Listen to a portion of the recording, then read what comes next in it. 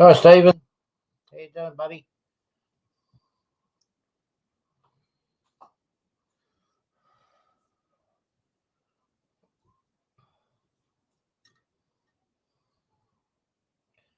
I'm making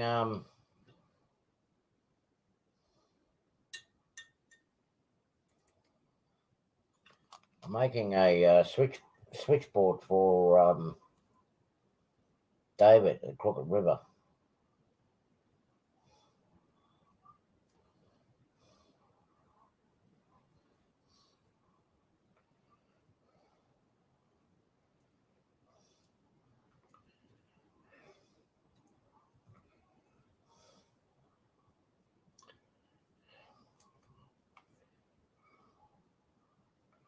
Suppose you're at work too, are you, buddy?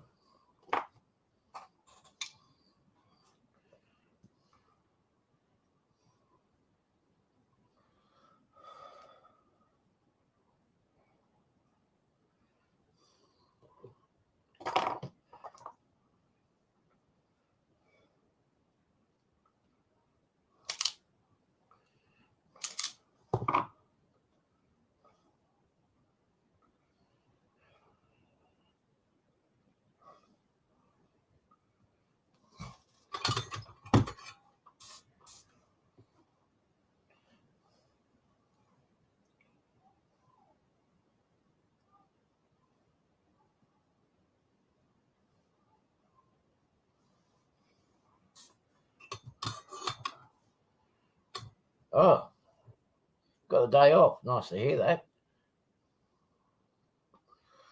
Go and join in if you want, bud. There should be a link. I'll put another link there if you want to join in. You know, but you river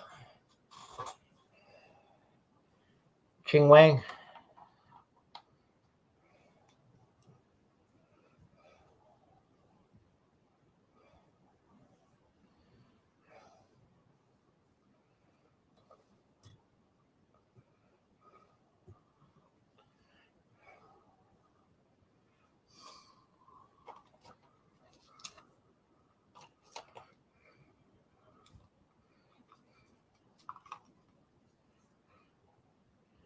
Right, Buckley, how are you, bud? Good morning, evening. It'll be early morning for you, I gather.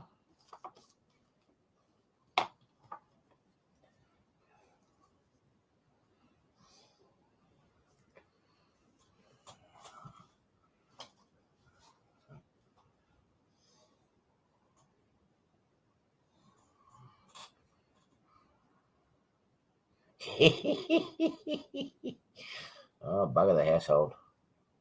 Now what have I done with it? There it is. 9 a.m. here. It's 8 o'clock here at the moment, at night.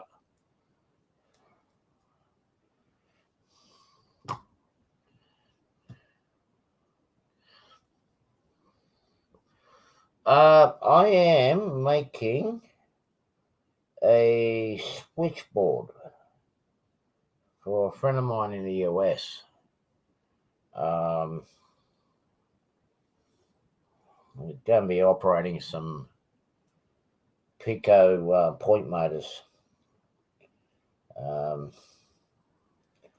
with some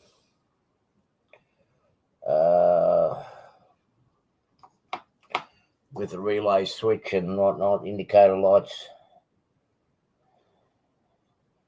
Gets very flustered in doing electrical work. He's doing me some favors, so I'm doing him a favor by making him up a couple of mini panels. So that's what I'm doing at the moment.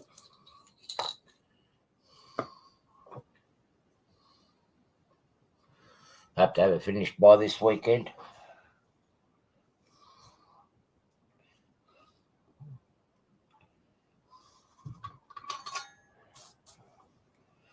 Since I've got the computer in here, I thought I'll turn on my stream on and see if anyone wants to come and hang out and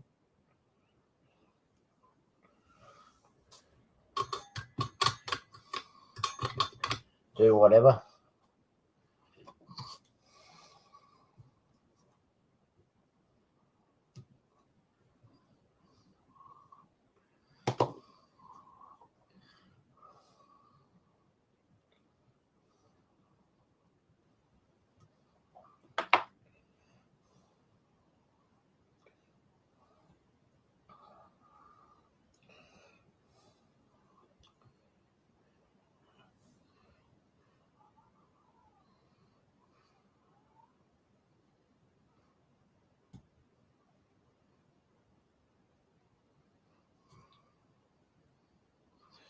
Yeah, drop feeds come in handy on DCC.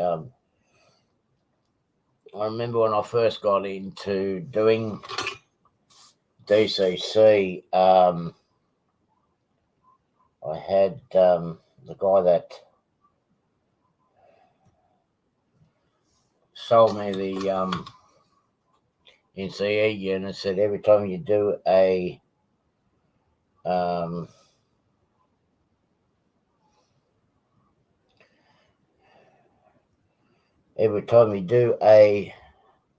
add a section of the track,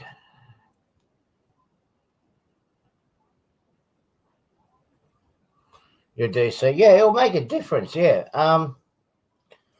Because if you actually have a soldered joint and a drop feed on a track, you got a secure wiring connection compared to you don't have to rely on the fish on your rail joiners on your fish plate.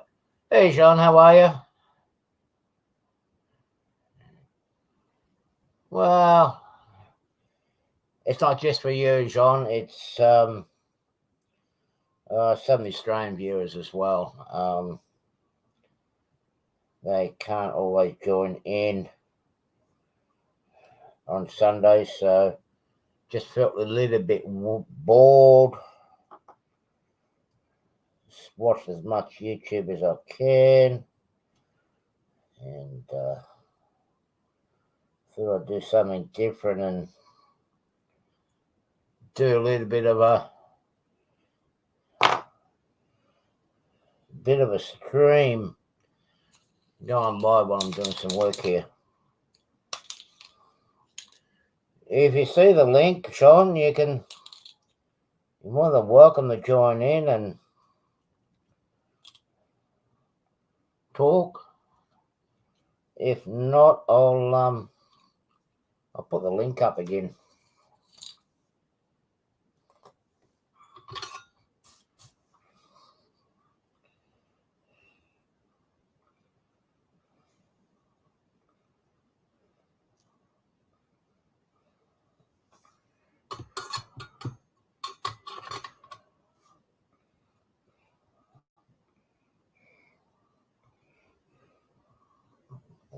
good.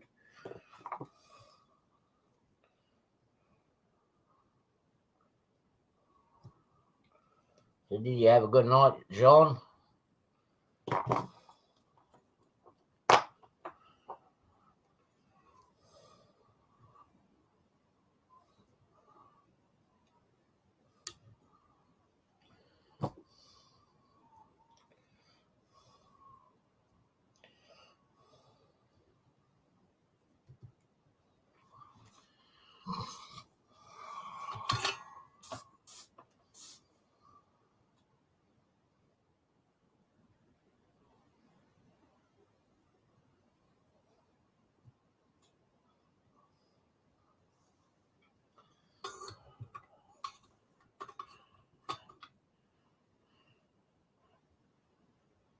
Oh, Buckley, the weather, the way it's been here, particularly today, it's been very gloomy all day, but it's been, temperature's been changing. It's been hot and cold. Got a little bit humid there just before the sun got down, and had some nice little thunderstorm just to wake us up a little bit. Hey, Mystic, good morning to you, buddy. Hope you're doing well. Hope you had a good night's sleep. Hopefully those squirrels weren't chucking a party, or the raccoons weren't making the party up in your rooftop.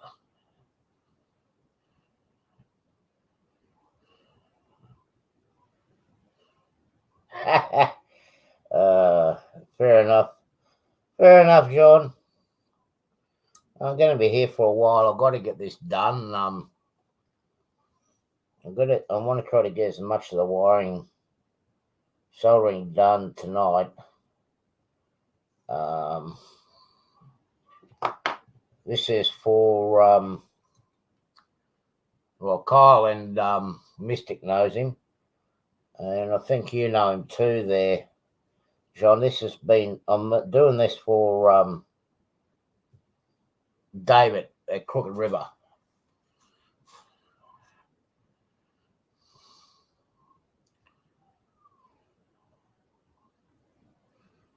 Been in a late night.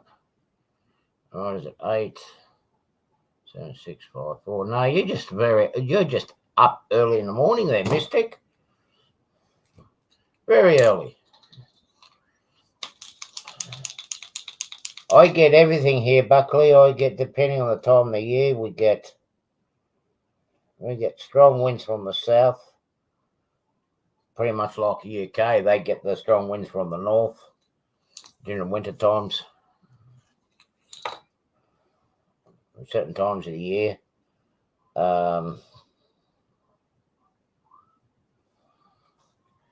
Because we're just on the border of the subtropics here. Weather gets really, really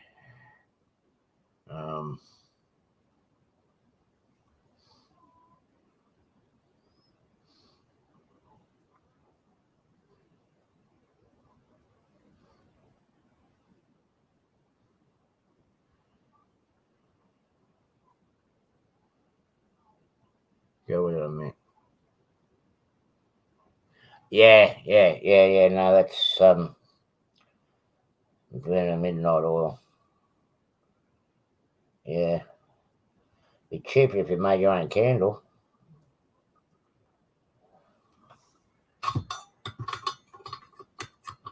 No, I'm not.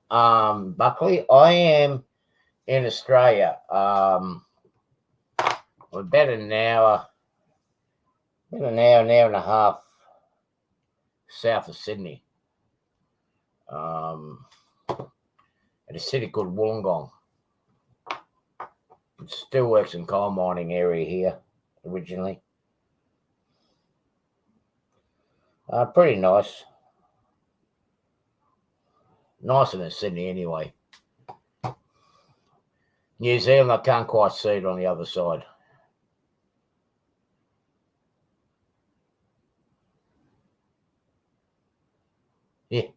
Yeah, that's very true. That's very true. Nobody knows how to make candles these days.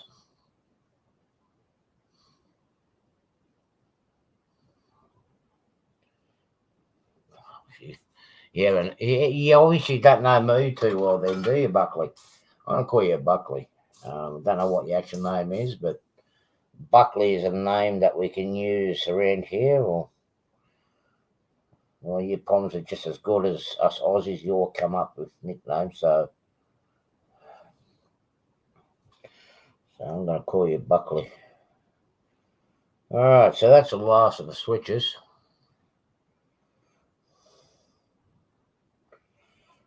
I want to try to get this done by the weekend. I've got to mask up the switchboard tomorrow. I'm going to do the LEDs now.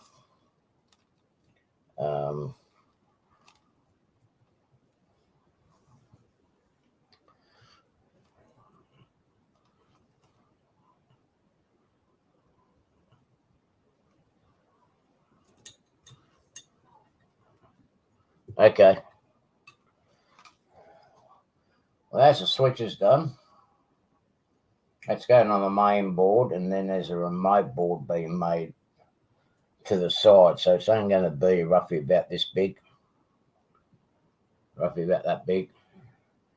The way I'm doing it is going to be able to do individual turnouts on the side with a master in the middle where it can change everything both sides instantaneously.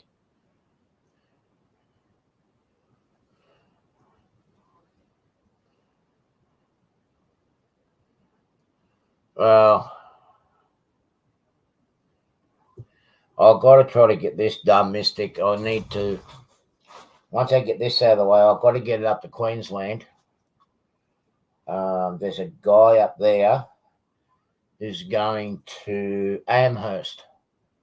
So I want to try to get this up to him before he leaves so he can actually drop it off to Dave on Crooked River. Because Dave at Crooked River is going to Amherst so we can actually do a swap. And the stuff that I was supposed to get earlier in 2022, we just swap boxes over and I can get my prizes I won in 2021 on Sparky's show. So that's one. I've got two done already now. Now I've got to do the LEDs.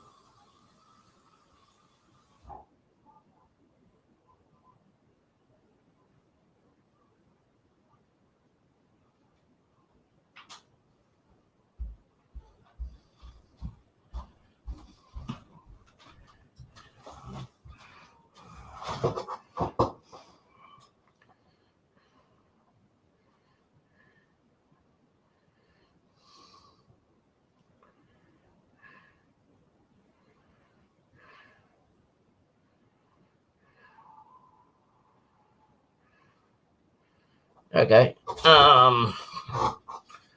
If you want, and let me just let me shoot over to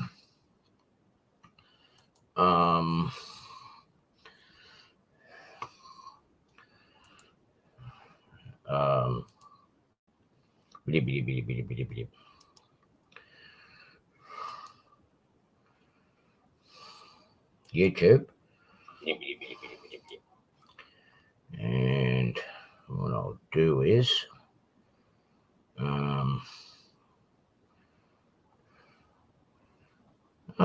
hey, that's odd.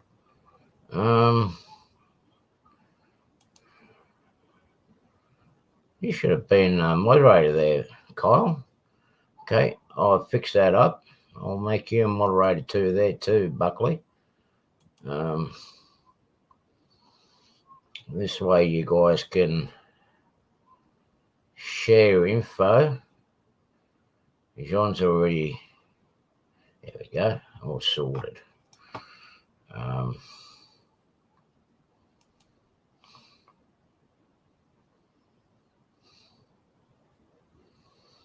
man, Mystic, I wish I could go bigger.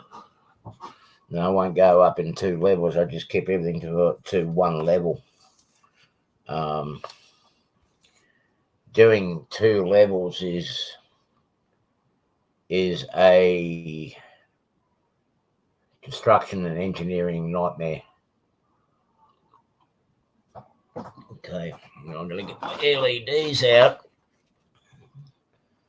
I'll pre-wire these. I'll pre-wire these for him.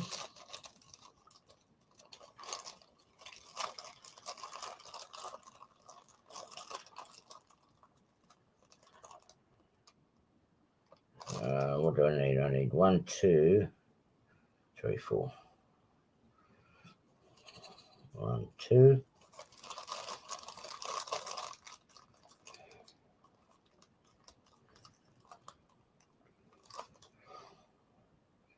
3, 4. There we go.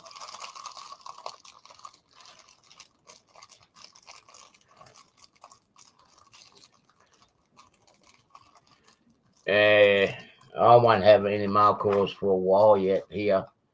I was going to do an update on my layout, but I'll do that for next week. As I said, I just want to get this. I want to get this done so I can actually ship it over to. I ship it off to Dave, and then I'll get stuck back into my layout, and I can do a bit more. Oh, what's going on here?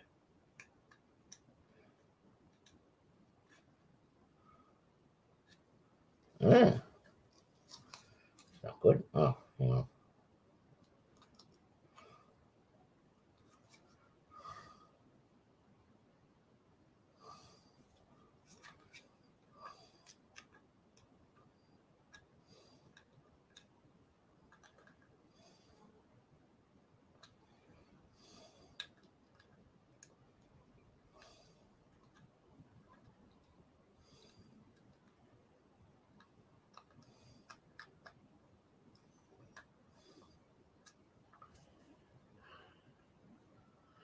No, I'm not Mystic. There's just let me just pan the computer camera around. As you can see, the yard's in a bit of a mess at the moment. I think I've only got 2 engines out at the moment. 2, 3 engines out. I do want to get some more done on the actual layout itself, on the upper level. Just with everything the way things have been lately, I just haven't had the opportunity to get anything done. So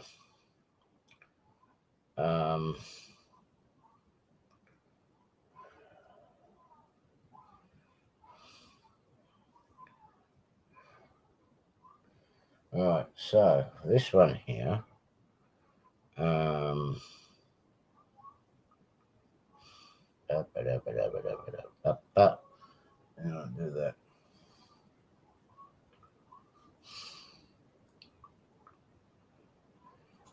Yeah, just trying to get this done. I will get some more of this sorted out before my next op, so I can actually run some trains while I'm healing. But because of the pain medications and that I've been taking, it's been knocking me out. So Just lucky. It's been knocking me out a fair bit, so how to say,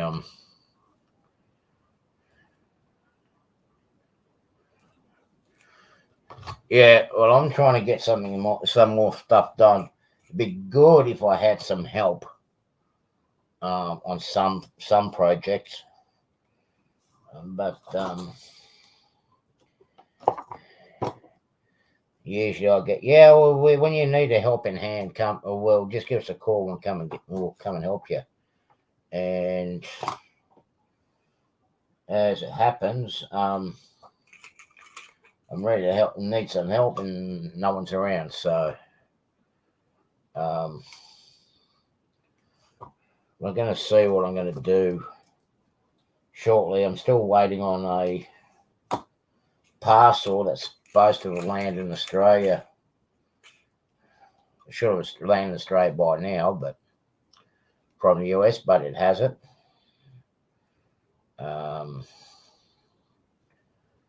That's coming by mail, of course.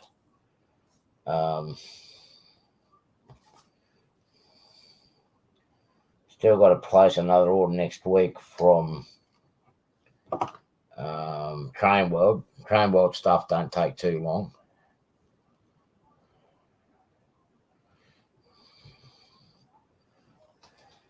But I need to get this done because should have done most of it, but I mean, this project's been delayed because I've been waiting for some switches, micro switches from the UK. The Pico's micro switches, and they only arrived like 3 days before Christmas. So this little project is well and truly behind schedule. So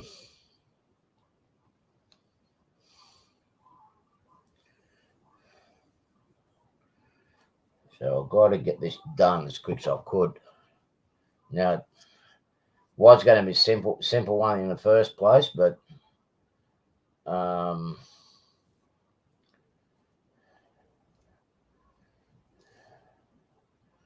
Dave wanted something a little bit extra, so since he's a good chap and whatnot, I thought, no, bugger it, I'll do it for him.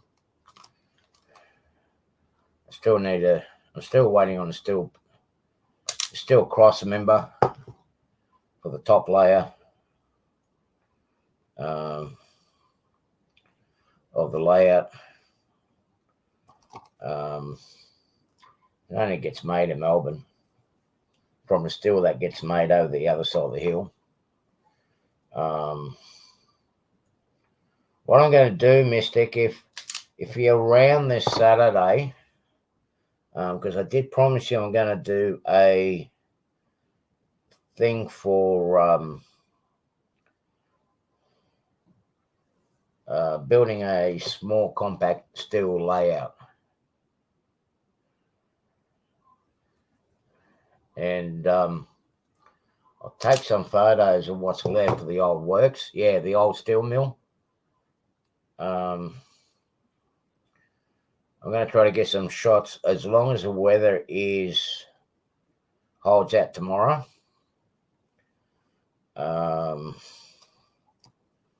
Give you an idea how compact you can actually make it. And just give you a bit of a guide and work it from there. I need to try to get as much photos as I can before they start demolishing what's left in that area, because yeah, the powers to be and whatnot, and yeah, it's a lot of changes coming into that steel plant.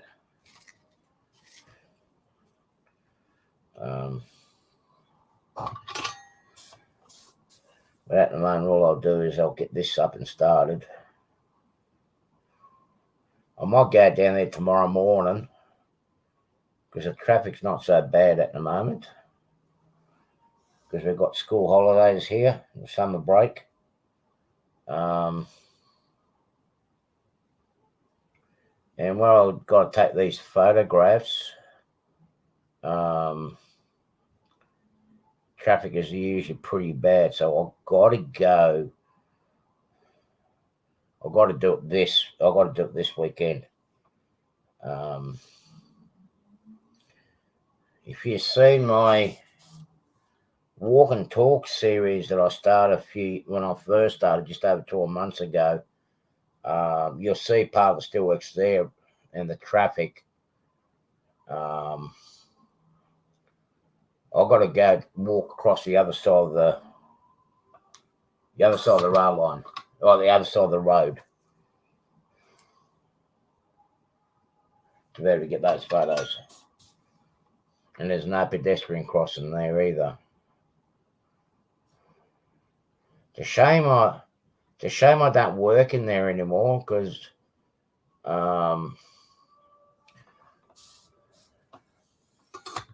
I'd be able to get access to, I had access to that part of the mill.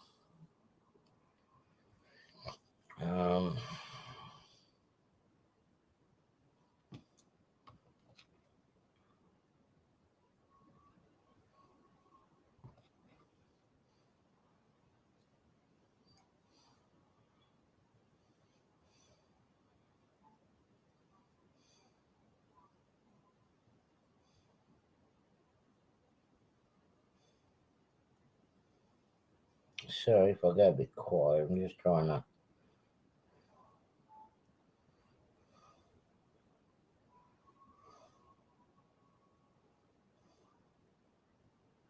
I'm just trying to sort this out. Oh, I don't.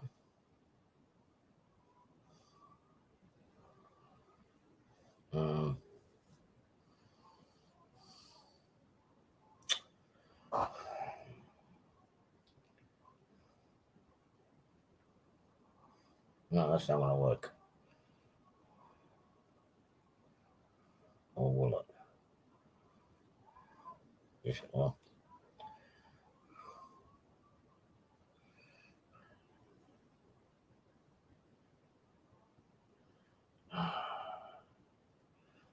You know what I might do for my. I've just been thinking about it. I mean, I am tight for funds wise to give away, to do any prizes at the moment. But you know what I might do for my. I'm actually contemplating for my 300 sub subscription. I'm thinking about doing a 12-hour live stream, doing a marathon.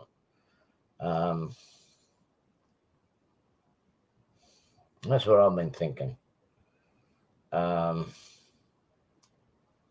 that's not going to work. All right. Unless Joe from Kishira Hobbies can give me a giveaway, but the postage is going to be the killer.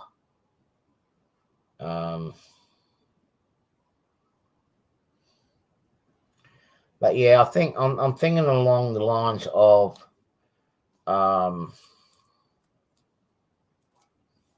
yeah, 12 hours around the world? Well, basically, so we'll give 6 hours for everybody around the world. I'll start streaming from, say, 8 o'clock in the morning my time, which works out 4 o'clock in the afternoon in the US. And I'll go to about 8, 9 o'clock at night, which brings up the people over in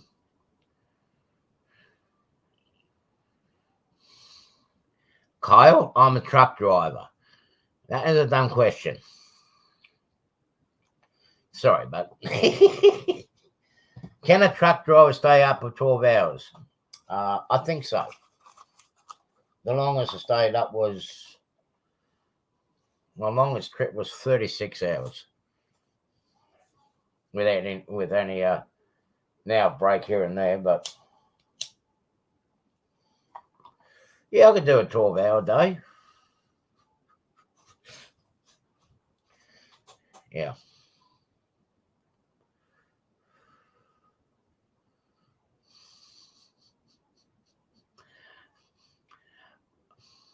Oh, oh, no, not running a marathon. No, there's no way I'm going to do that. No, I can't do that. That's out of my league now. If you're referring to something else, well, um, yeah, well, we'll give that a miss too. My lungs will say no. Okay, so I've got to work out how I'm going to do this.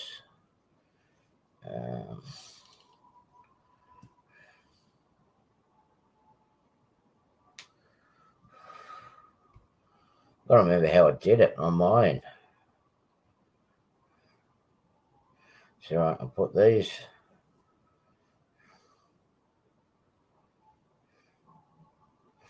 I've got to remember how I did it on my switchboard. That's behind me.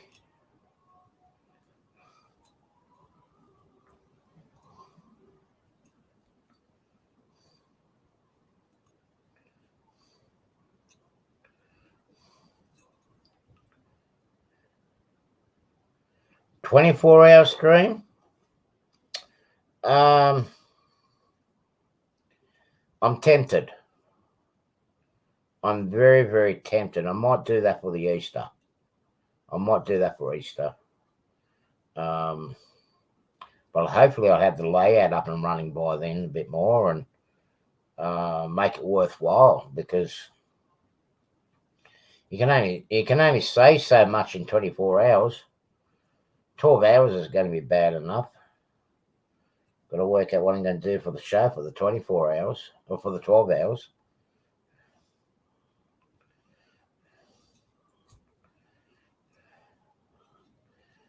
But that's going to set the bar for a lot of the other streams in the US. I know Nick's Crossing has done a 24-hour stream, but they left the layout unattended. They went to bed and all you seen is a train going around in circles. The way I intend to do it is I intend to have someone on the channel while I'm streaming. Okay, now what did I do with my flux? So there it is.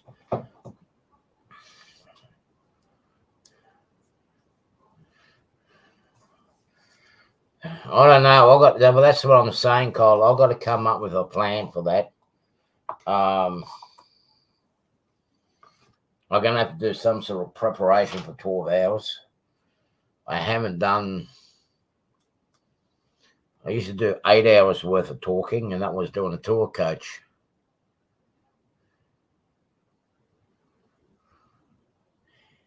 Yes, I do, Sean. I've got to put them on the other legs.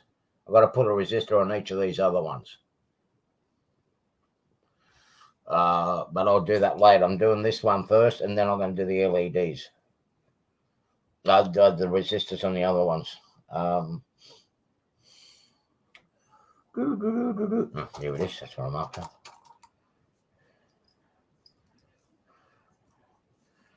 I could do 24 hours.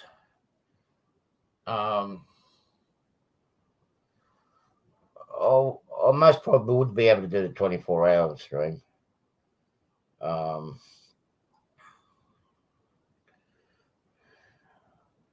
I might need someone to come in and just fill in for a couple of hours, or I have a bit of a power nap. I can go for 24 hours, no problem.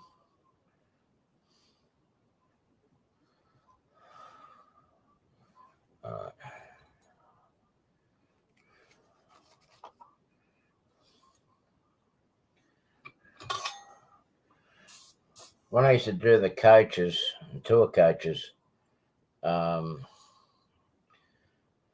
as is, a lot of guys know, when you do tour coaches and whatnot, you've got to be able to come up with topics and subjects to talk while you're travelling in the bus. So,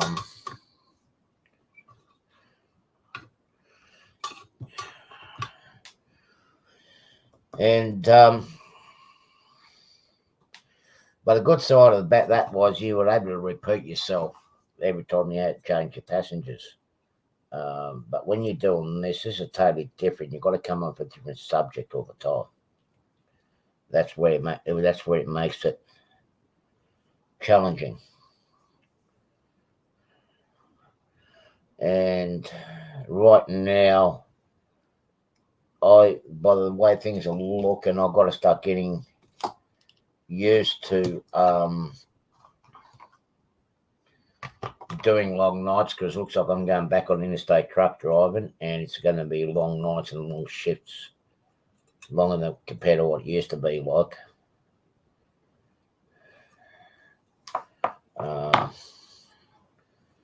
Because currently, the way my work is, I can do an 8-hour shift, duck off home, have about 3-4 hour kip, and get back into it again and do another 8-hour shift.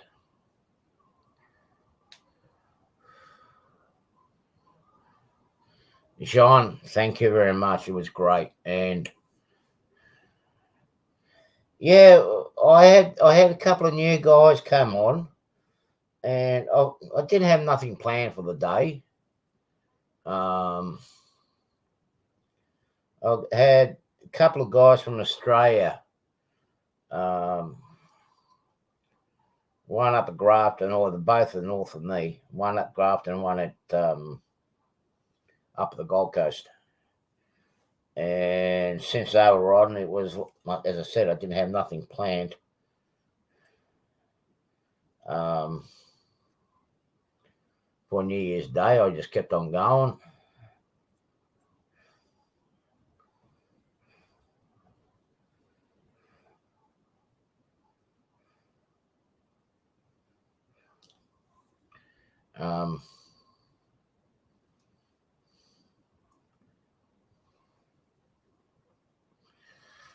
I done my favourite, what I used to enjoy doing. I used to enjoy Mystic. What I enjoyed doing was the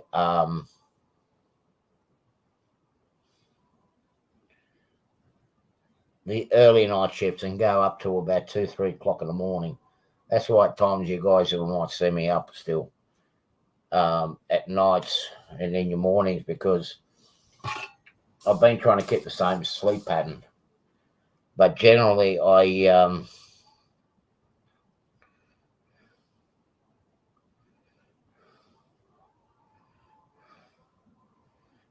I'm working, I'd get up at 6 o'clock in the morning. When I'm on the road, I'd get up at 6 in the morning and drive all day long. Had my breaks, and I would drive up to about 11 o'clock at night. And then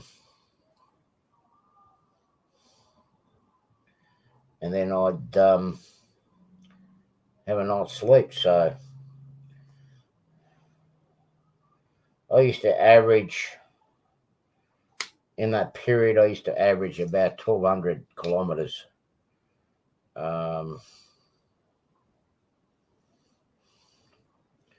And that'd be almost like, oh geez, that would be equivalent going like from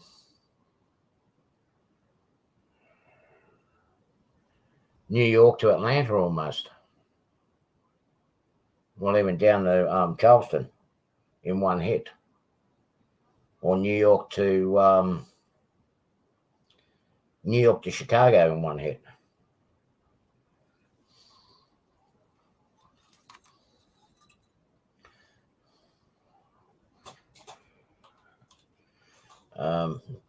Of course, in our game, there are always times and places where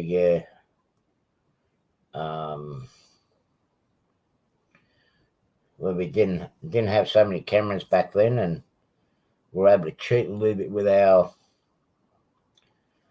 driving hours till we get the destination, and then when we get the destination unloaded, we have a good, usually I used to have a good 24-hour break away from the truck, rest up,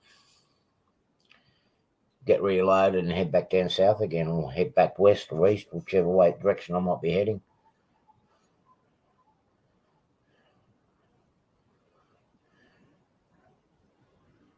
Yeah, I've never been keen on late nights. It really knocks you about.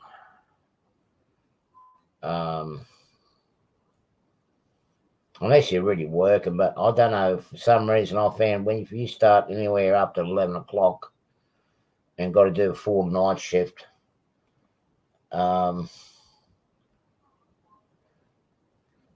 the night just seems to drag on and on and on, like the shift never going to end.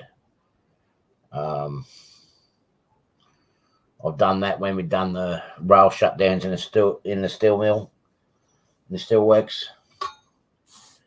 When we're doing track, we were relining the tyres and putting new switches in, and that was 24-hour weekend job, and a lot of times it was nighttime work, and I just couldn't seem to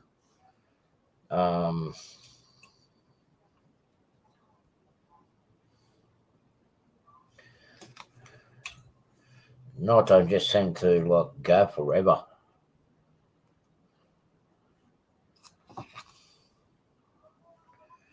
Yeah, I'm just doing one cut. I'm doing the easy one first. I'm doing the my black wire first, and then I'll do the other ones with the resistors and that.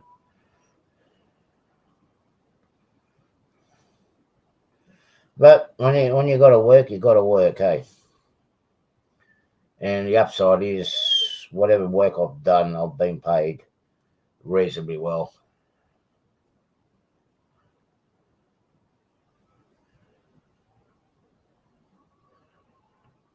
Yeah, no, that's not a good sign if you haven't been feeling well. Kyle, it'd be a combination of a lot of things. I mean,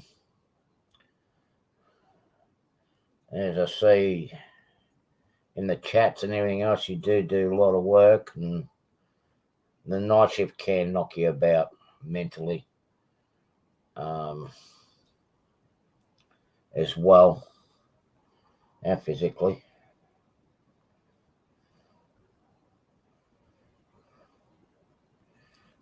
I remember when I used to do the produce runs between Sydney and Brisbane and Melbourne, and a lot of that was nighttime work. I tell you, that used to knock me about.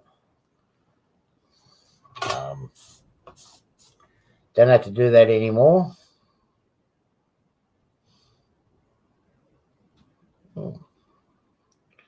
Talk about wind. We've got wind picking up.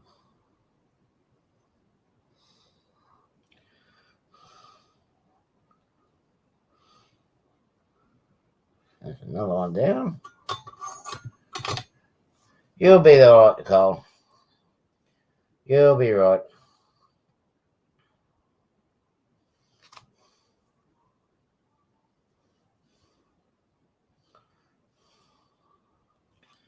Just make sure when you find yourself a partner that she's not you've got a good partner and she's not money hungry. Otherwise, you end up like me, where pretty much I got to start from scratch. I worked like a dog when I was younger. Used to average 16, 18-hour shifts.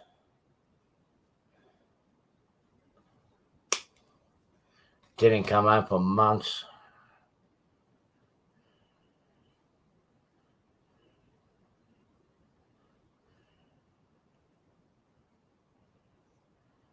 Hey, Boilermaker Rick, how are you, bud? Good morning to you, bud. Very good morning.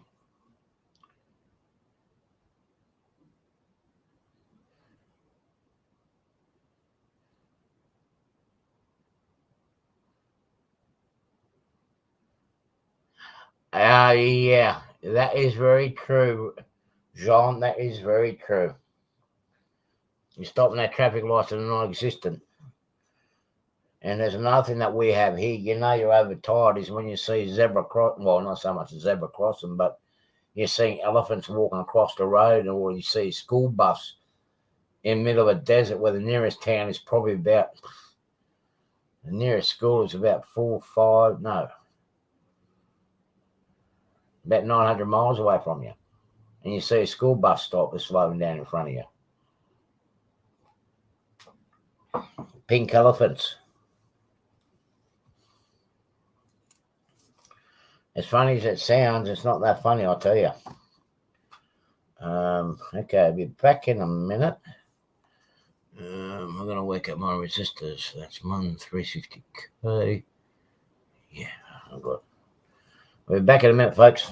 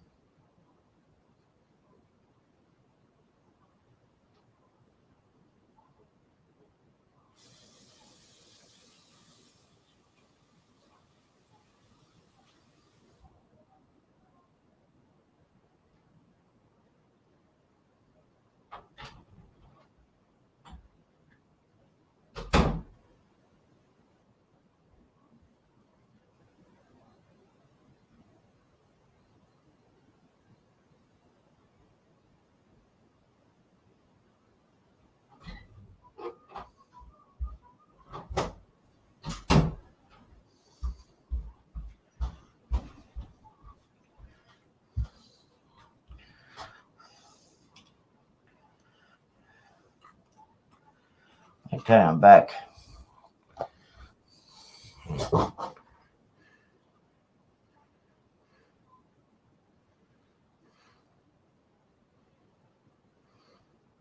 Yeah, I remember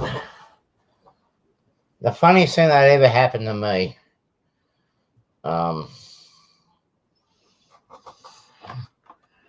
Because I used to do a lot of running between the east coast of Australia and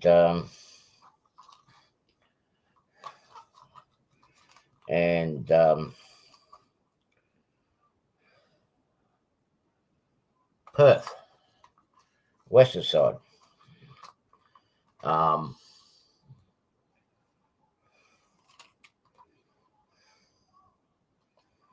And the funniest experience that I've had, classic one I had, is pulling up in a parking bay in the middle of the desert, which we do have rest areas. And what I did was I bypassed the entrance. I was that tired I missed the entrance to the parking bay. And so I drove around to the other side and came in from the other end. Of course, my truck was now facing the way I came. When I woke up the following morning, not thinking, jumped in the driver's seat and started driving again. I ended up driving about 300 miles the wrong way, in the wrong direction.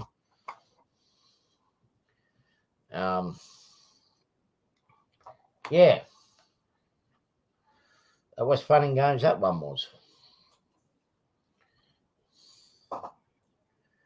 Yeah, that was fun and games.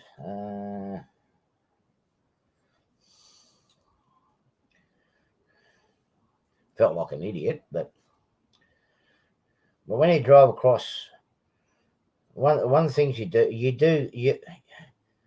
when you go across the, we call it the paddock here, when you do drive across the desert, especially at the far end in West Australia, you see a lot of piano keys. And what those piano keys are what's his name? Landing strips for the Flying Doctors. We've got a Flying Doctor service because it's so far away from hospital and whatnot and the ambulance service. If there's a big accident on the road, majority of the time, it's not the ambulance that will turn up to the scene, it will be the Flying Doctor. So the highway actually turns into a landing strip. And I'll tell you what, you know you're tired when you start seeing people crossing the road there in the middle of the night. And even sometimes at daytime. There's not a soul nearby. There's not a soul nearby.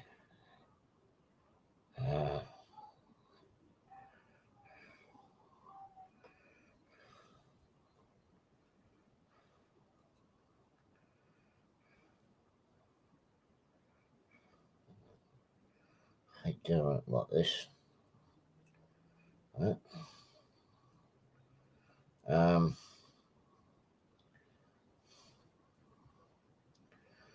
We've got to do what we've got to do.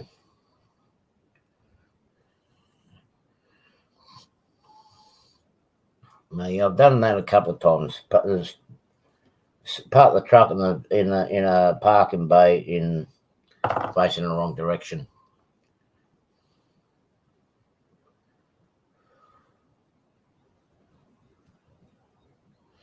Yeah, that's true, John. And we all have a different way of reacting to when we get overtired. Scary part is I'll be going back to it again.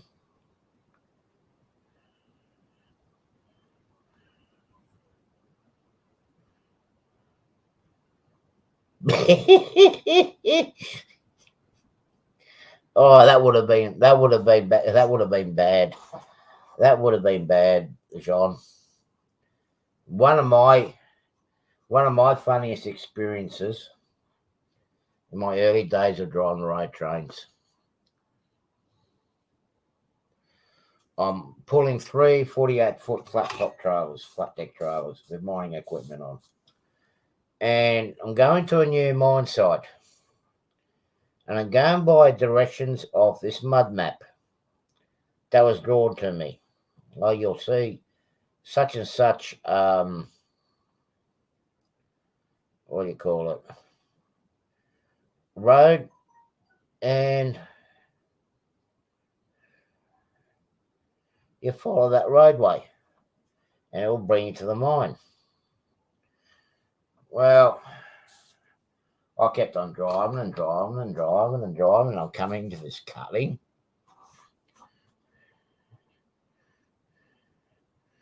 I did it for the love of the job too. Yeah, I just kept on going in this cutting. Now you can imagine I've got I'm pulling 3 48-foot trailers, and I'm going in this cutting that's no wider than like a cutting for the railroad, rail line. You barely have enough room for another truck to pass you. Well, go round the bend, keep going straight. Still in the cutting. At the end of the cutting, there's a flat wall of dirt, eh? It wasn't a road that I was meant to be on. It was the old abandoned rail line from when they were going to do the Alice Springs Dome Rail Link. Now came the fun part. There's no way making a U-turn with three trailers had to split every single trailer up and reverse nearly 5 miles out of this cutting with the trailers and the dolly and everything else. I tell you what, that wasn't fun. That wasn't fun, but it taught me how to reverse the road train real quick.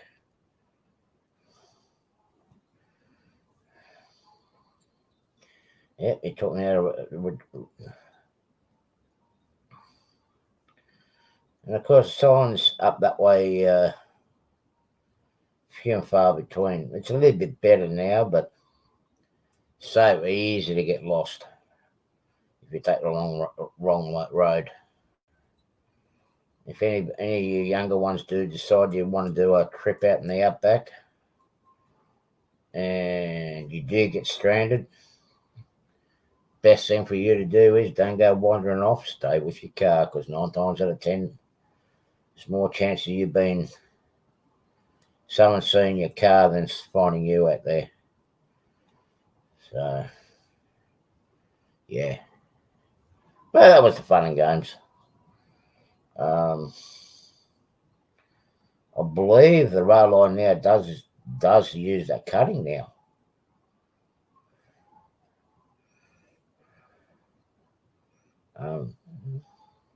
I didn't go venturing back down and find out again, but plus it's too far away from here to get to it. It's like 4 days worth of driving from here. But that's by car.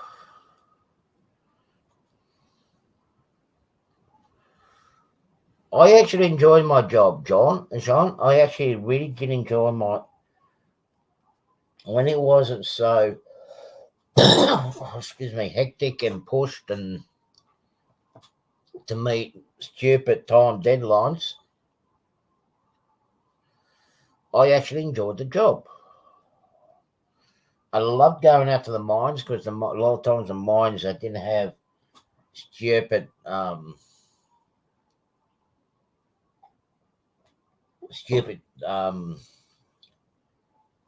arrival times. They didn't worry about you being a day or two late, but when you're about 3 days late or whatever, that's when they start coming out. At least 2 days, 3 days late. They send a search party out looking for you, because that means you got stranded, you got stuck somewhere.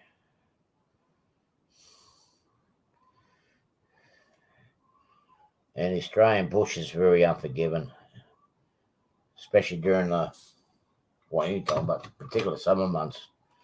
I mean, we're looking at a heat of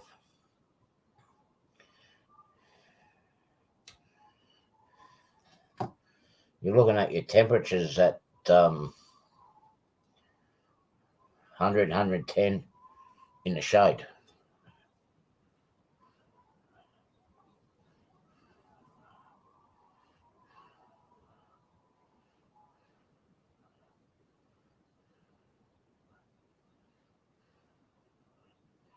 Yeah, the old game line, that's an interesting trip to do, Jean, but we can only do that trip if you ever do venture off down here or whatnot, or anyone. The old game's a worthwhile trip to explore what's left, going on the old Unadilla track. But you have to come over here during the winter months, because that's the dry season. And the way it's looking, we're going to be going into the dry spell. And there's some great stories regarding the gang too. The old gang that you're talking about, Rickard. The most common story that I hear, because a lot of that line used to get washed away from floods and whatnot during the wet season. And the train, this one particular time, the train was stuck. It couldn't go to Alice Springs, and it couldn't go back to Port Augusta in Adelaide. And you had this couple The guy in particular, the girl, saying, when are we going to get to Alice Springs? We're in a bit of a hurry. And the guard on the train turned around and says, well, Americans call them conductors, we'll get there as soon as the track is clear. Anyway, a little time goes past, and the lady and the guy goes up to the guard again, asking him, when are we going to get to town? When's this train going to move? And the guard again comes back and says, well, as soon as the line's cleared up and the floodwaters are gone, we'll be on our way. Shouldn't be too much longer. Well, a little time goes past. G'day, Tammy and Ray, how are you? A little time goes past, and now the couple and the girl are getting really hysterical and goes, God, we really need to get to town as quick as possible. And the guy turns and says, what's your hurry? And the girl responds, I'm having a baby. Well, the guy turned and said, well, if you were pregnant, why do you join the train? You shouldn't be on this train. The lady responded, well, I wasn't pregnant when I got on this train. Yeah.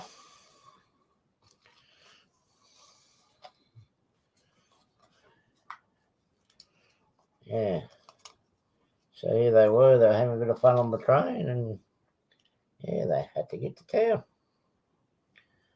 That's the most common story you hear about it. There is some signs of it. There is the Heritage Railway now, which they run the steam trains up in Quorn, down into Port Augusta. Some of that line's still on the existing gang line. It's sad that none of the engines were preserved to a working state.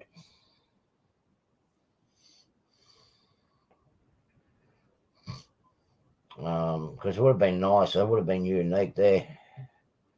They're very similar. I'm doing a switchboard here, Tammy, for David at Crooked River. I'm doing a couple of little panels for him, which I want to try to get out to him next week. So I'm just doing some soldering on the LEDs, wires to the LEDs and resistors and that.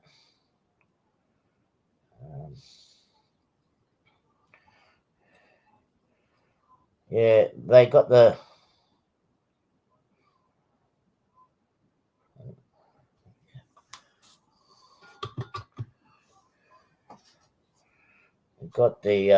Quorn railway line. It's got some of the oldest steam engines running, but it would have been nice to see the engines restored, the diesels, because they look very similar to the old Danish engines that had the double ends on them,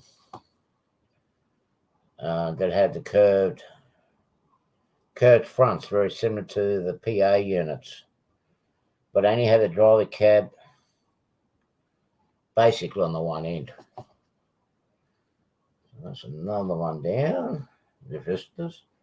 I'll work out the coloured wires in a moment. Okay.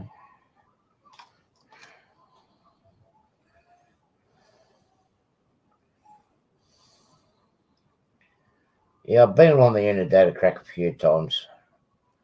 There was a couple of townships along the way that I used to take for a surprise and whatnot, particularly before the wet seasons hit. Like a couple of pubs and roadhouses. The pubs end up in a lot of the outback centres, they also act as a general store for the farmhands and stations and whatnot. Stations that are out there. Then for American viewers, they're not railway stations. I'm referring to big, huge ranches that's probably about the size of Texas and size of Denmark, Germany, and that sort of thing. You know, there's some very big property out there. And it's all beef. Most of it's all beef cattle. So yeah, the pubs in those little old towns were a supply line, but now with the way they change their habits in farming, a lot of those places have died out, which is sad in some ways.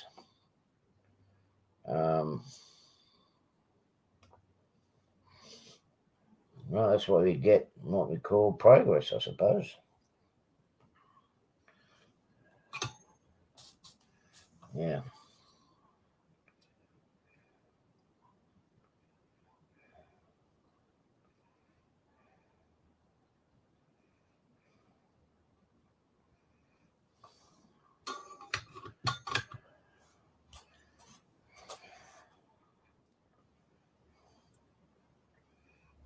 Okay, that's that resistor. There's no one there. No more in there. Okay. Don't open up another packet. Oh, let's do some here.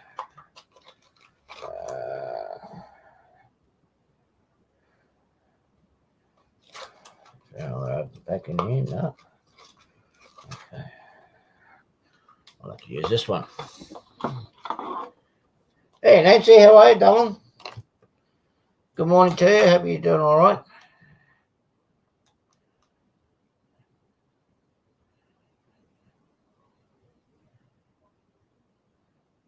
Robocop? What do you mean by Robot? Yeah, he doesn't worry about me. He doesn't worry about me, the Robocop.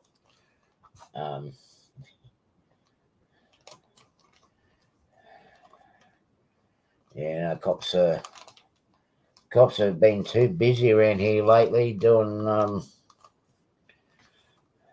high patrol duties, doing random breath testing and that. With us having summer break and holiday season here, keeping people sober while they're driving. Yeah, good luck.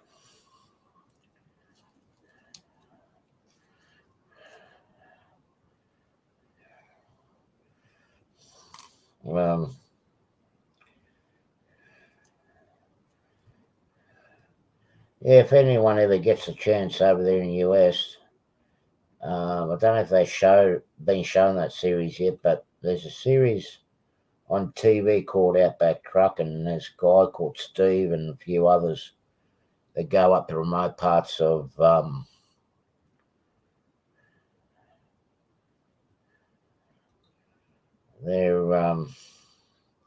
they show a lot of parts in areas where I used to travel.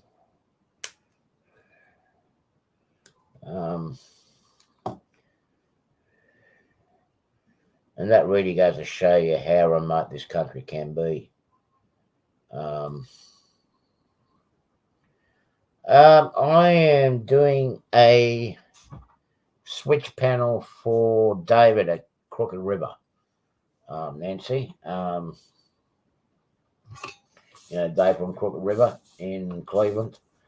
I'm doing a switch panel for him, which I'm hoping to send off to him next week. There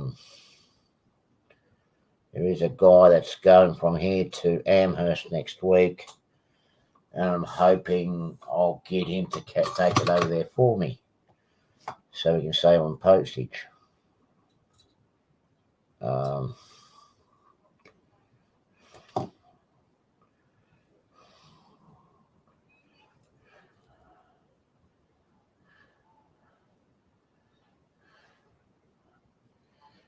Yeah, try to save on postage. And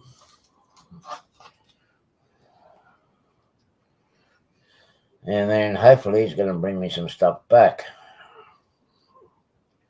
So what's going to happen is it's going to be a little panel about yay big. It's going to have toggle switches that turn the turnouts. Now I've got these LEDs I'm putting on. That's going to indicate left and right, which tracks are functioning, which ones are not. Or which road it's all been set to. Yeah, that's the one I wanted. That's what I want to say. Make a switch panel for them where it's got 3 toggle switches, so it's got 2 options. You can turn out at either end of the loop, or we can set up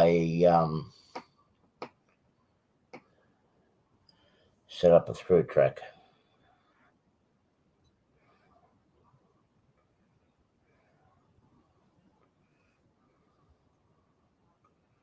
So that's what I am doing. And then it's supposed to have gone to him in November, but because I've been waiting for some items to arrive, it only turned up about 3 weeks before Christmas. And 3 days before Christmas. So now I'm scrambling to get all this done.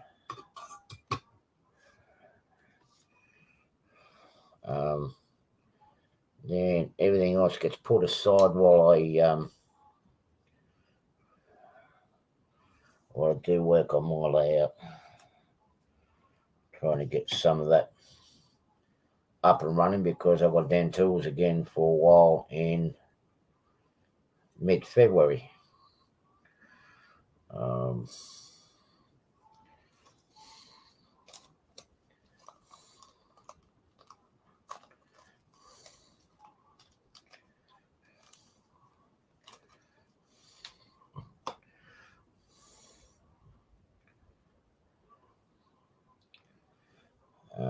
Yeah, so I've still got a bit of work to do on my layout. I've got 90% of the track here now. Still got to do another order from the US.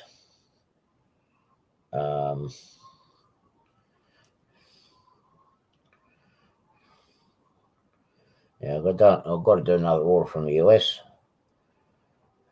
for some more track, some curved track. And by the time that turns up, hopefully I'll be able to get a large chunk of the woodwork done, or this done here, and do the main frame and have some trains running continuously. Sorry, no, here it is.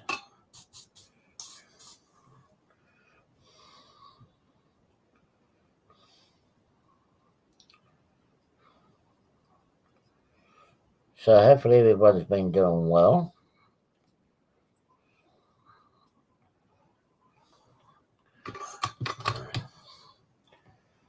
Cool off for 5 seconds.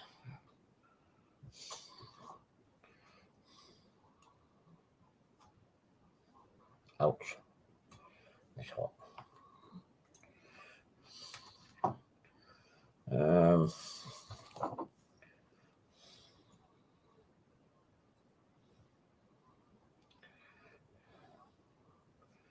So now what I've got to do is I've got to work out and remember which one's which.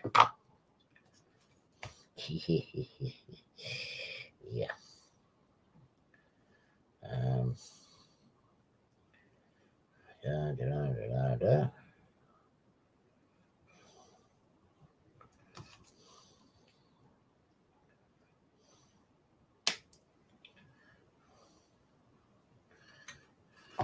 Okay. Let me just go and wash my hands because I'm soldering here. and I've got a little bit of flux on my fingers, so I'm just going to go and wash my hands. I'll be back in a moment.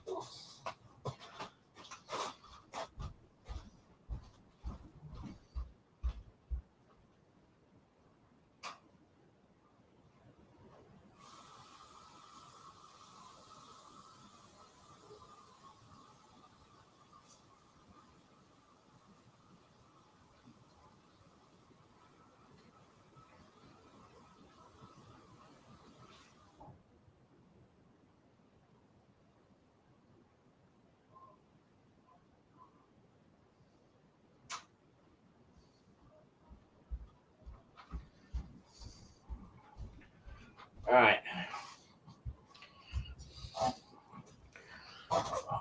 right, now I'm gonna get some wire.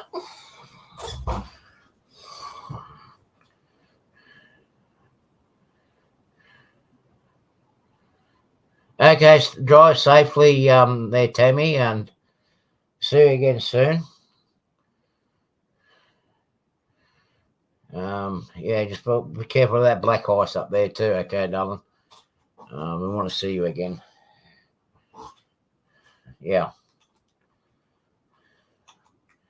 Yeah, so I did see the weather, what it's like up there, and Spartanburg and Inman up there. It's not the best, so yeah, just drive safely, darling. So, all right, now I've got to cut some wire. Let me put these resistors away so I don't lose them, and then put them in a long drawer. They're not expensive, but yeah. I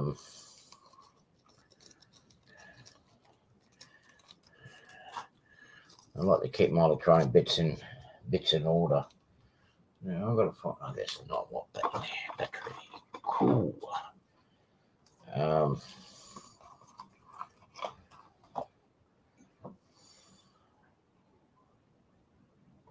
You're up pretty early or late there, Nancy. Have you done well? Have you had a good Christmas and New Year as well?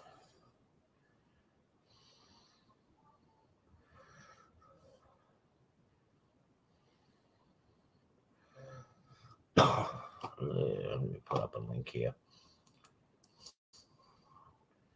If anybody wants to come in.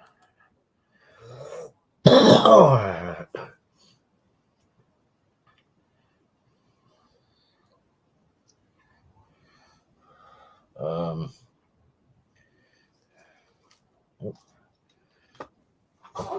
got some green here. Green. Everything else? No other colours. Okay. There's green.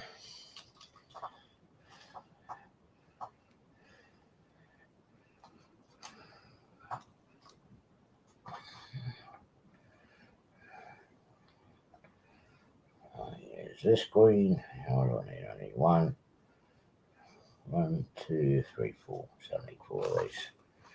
Okay.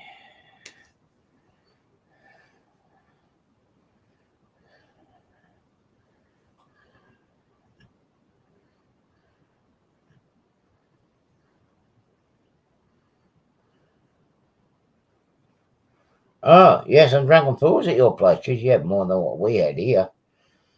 I don't know what went wrong with my place. It was awfully quiet this year. Not that I'm complaining, but yeah, it was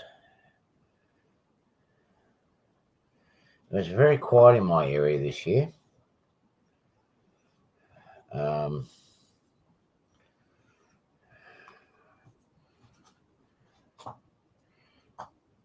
I suppose it's a good thing. Okay, why do I have extra wire?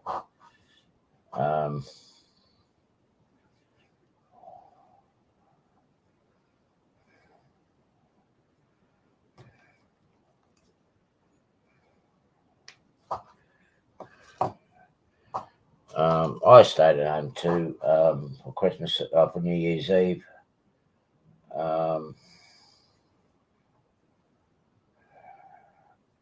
Well, for us here, it's a lot more riskier to be out and about having a couple of drinks and then going at the drive because we have got the random breath testing machines here.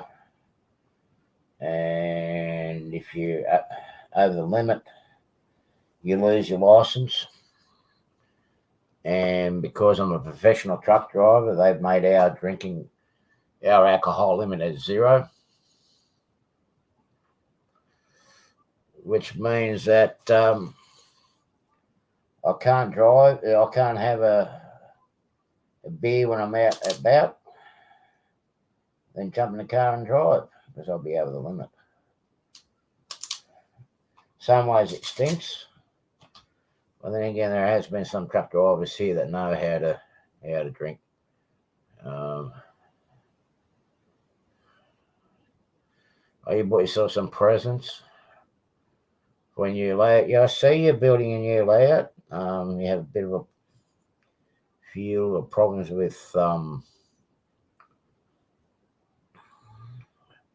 the foam board rising and that.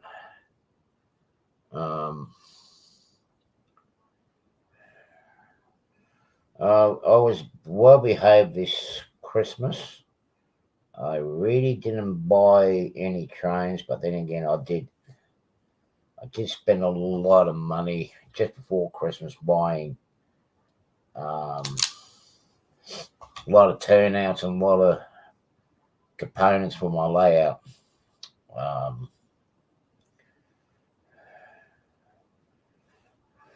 Right. I'm going to solder these.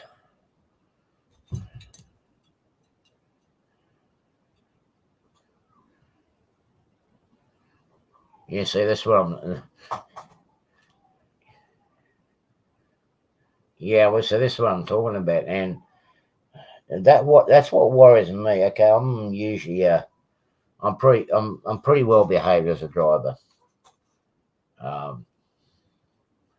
I value my license, but it's the other idiots that I'm worried about. They're on the road. I don't know what that person's. Is that person intoxicated? Is he under the influence of drugs or anything like that? I don't know. And that's what scares me. And over here now, we don't just have random breath testing where they pull you over and you count into the machine. They also have random drug testing too. If they see that you might be impaired with an illegal substance, they'll put you on a drug test. The random drug test takes between 5 to 10 minutes. I've done a couple already. I don't mind it. I know I'm okay, but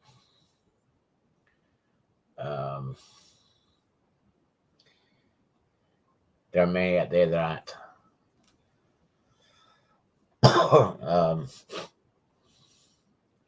There's been some nasty crashes around recently, just within Sydney itself, which were caused by drunk drivers. Some of those accidents weren't very pleasant either.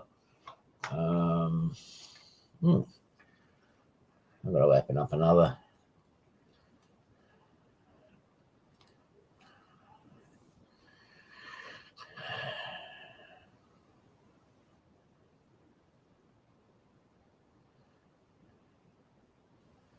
Oh, he was driving a pickup. Oh, yeah. You mean truck drivers and driving a pickup truck? Well, same here. We got good taxi systems here. We got free bus shuttles that's been offered, but people still insist on taking a drink and going on the road. I went out to my friend's place for Christmas dinner. It's not too far from here. It's on the other side of the lake. But I took my precaution. I got a bus service just around the corner, and cost me $3 there and $3 back. And at the end of the day, I still hold my license.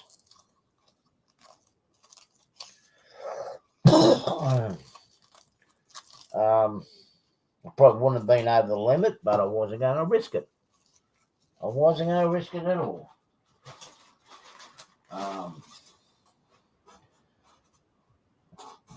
The bus stops at my friend's place.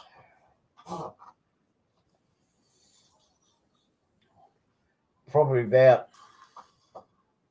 100 yards away. So walking 100 yards is not going to kill me. I mean, I didn't get blind drunk. I mean, I know I jack around at times, for my drinking that, but I am not much of a drinker.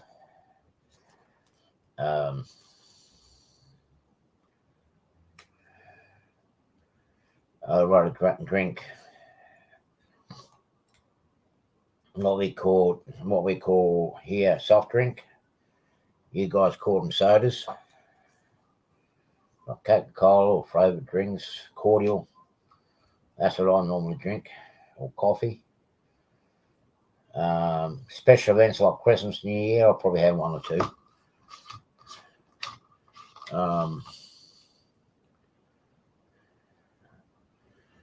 Nancy, let me just have a look at something here for a minute, Nancy. Did I turn you into mod? Did I turn you into moderator? Let me just have a look. Oh, no, how rude of me. Okay, I'll turn you into a moderator too.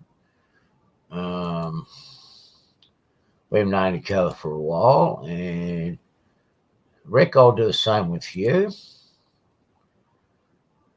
That way we can. That way, you guys can share your links and check out each other's channels. Subscribe to one another. Nance is pretty cool there, Rick. Most of the people that do come in here are pretty cool anyway. We do joke around, as you obviously seen. I mean, I don't know, were you on my show, Rick, on the weekend for New Year's? I mean, look, shows you how much of a drinker I am. I still got leftovers from my little bottle of rum. I haven't finished that yet. That one's going to get finished in Australia, though. So that shows you how much of a drinker I actually am.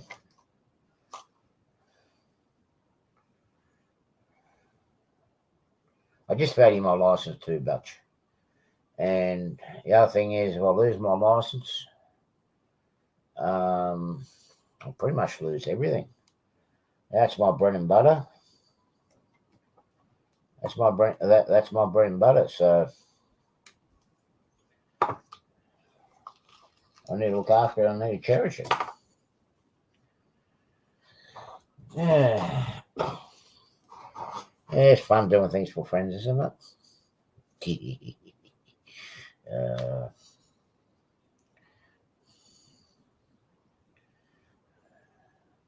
So now what I'm doing is I'm just pre-cutting and pre-stripping the wires, and then I'm going to solder it onto the LEDs.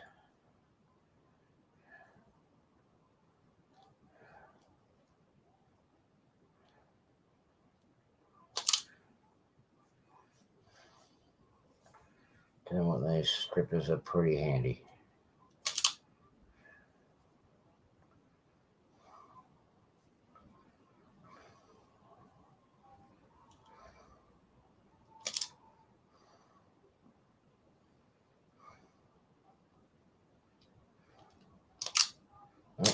until they get filled up with rubbish.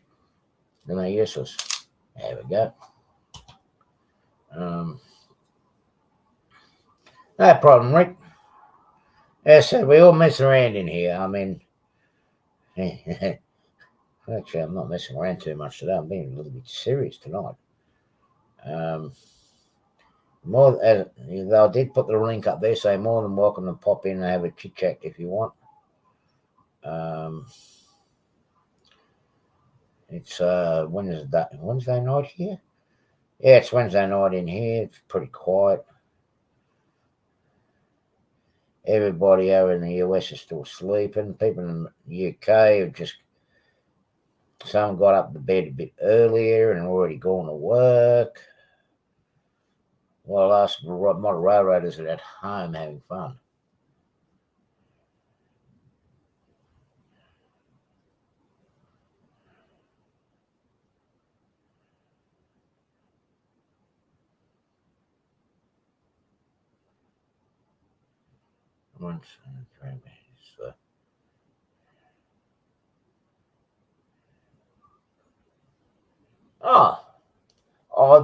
I'm going to be very interested to see that, Nancy.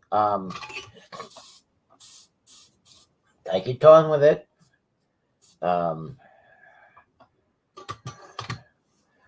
And don't worry about the critics. You do what you want to do on your layout. Don't worry about the critics. Ignore them. There's always going to be a critic somewhere along the line. You do what you want to do. And that's what I say to everybody. I don't care if someone's got a layout going through the house all on the carpet or on the floorboards. That's what you want to do. That's the way you want to model. That's how you're going to do it.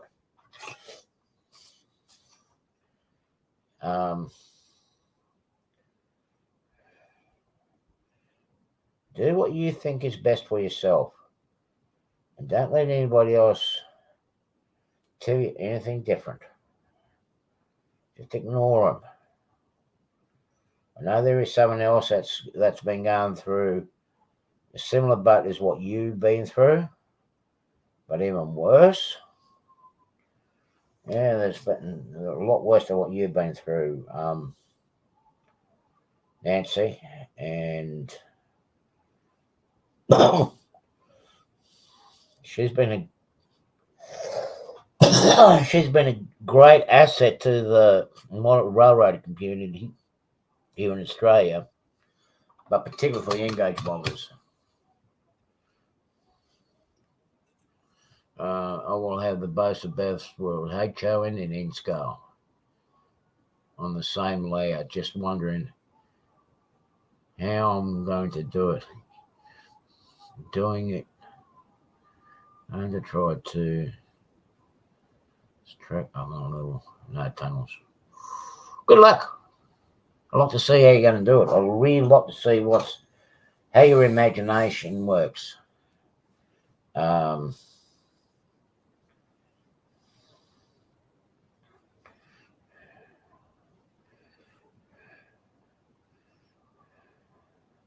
I don't have the space for both gauges, but then again, I've got too much of HO. And the way my hands are lately,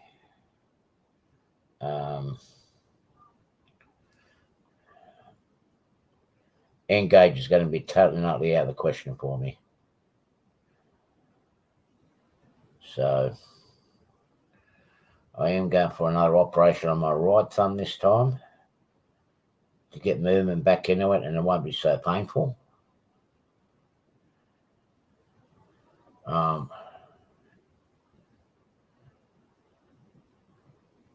Yeah, why not, Nancy? Do that. That's a good way of hiding things. You can, yeah, I mean, you're only limited to your imagination. And again, as I said, do what you want to do. Do what you vision in your mind. I mean, I'm doing things that I don't care what other people are saying about my layout. I mean, I already had some comments by some people that my layout's crap. That's their opinion. They're welcome to it, but it's not going to bother me.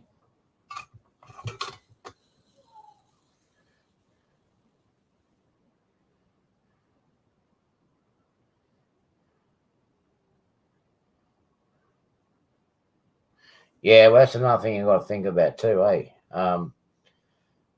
So that's why I've had to change the idea of my plan, because I don't know if you followed my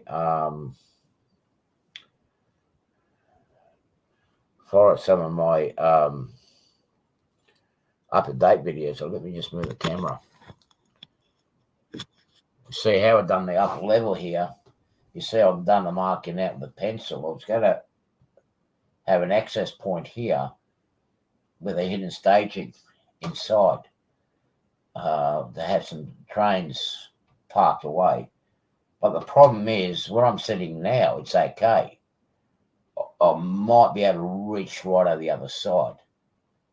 But the problem is, when I do the main section of the layout is going to be where I'm sitting now.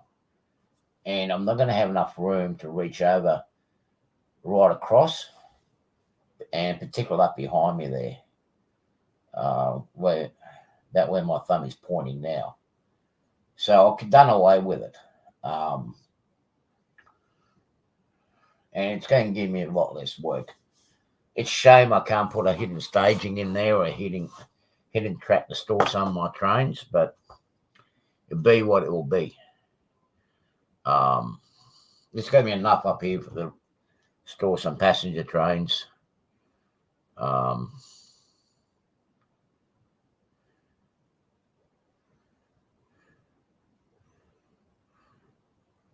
Yeah, well, so that's the thing. I was going to cut a hole here. I was going to cut a hole in here, but I've only got a 4-inch gap. And then the thickest part of my arm is nearly 5-inch. And then I've got to try to squeeze through. See, my arm's now here, and I can't even reach the other side of the layout. And that's where the tracks were going to be. So I've had to scrap that idea.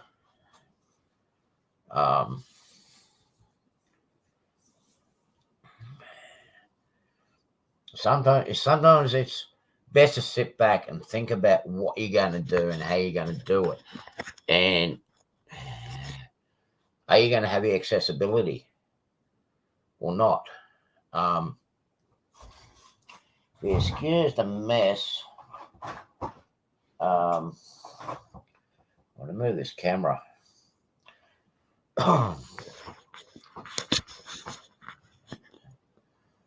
Just don't mind the shaky cam for a minute.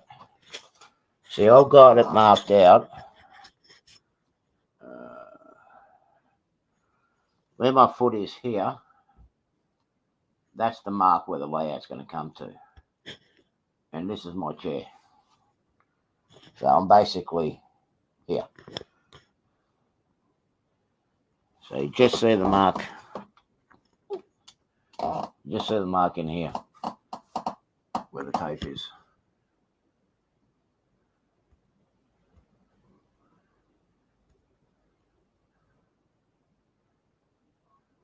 Yeah.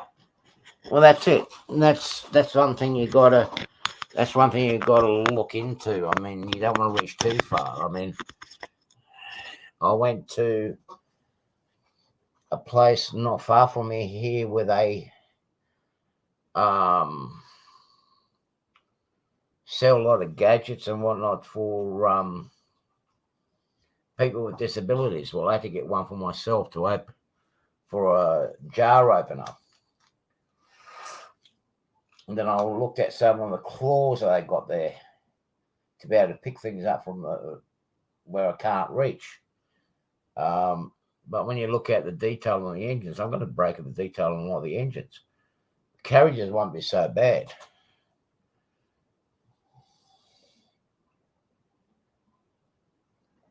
But you, in being in a wheelchair, it's worse.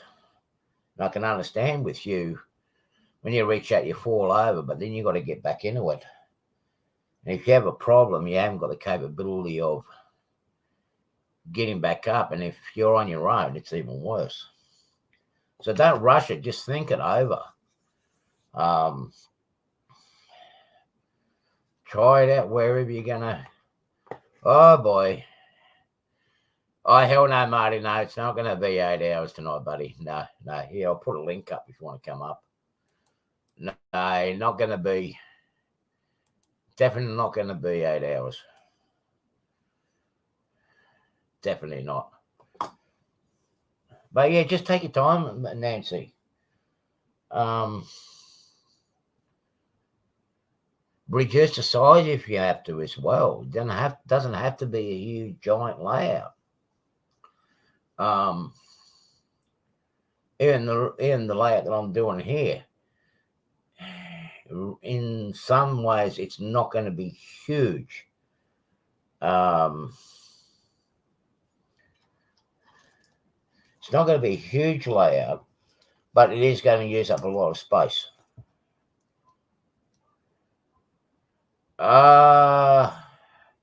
No, I haven't, Marty. Well, hang on. Let me have a look.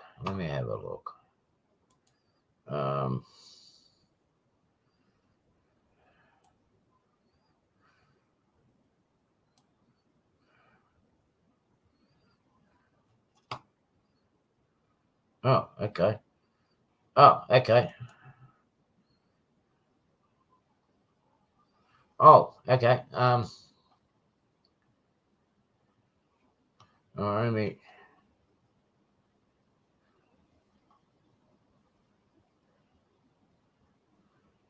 Okay, go on. I've got that now.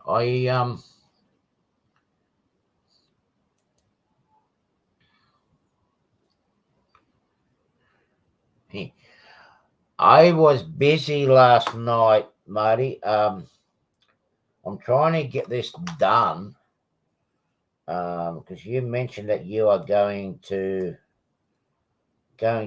Amherst, and I'm trying to race to get this done and send it up to you so you can take it to David for me. I'll talk to you about it later.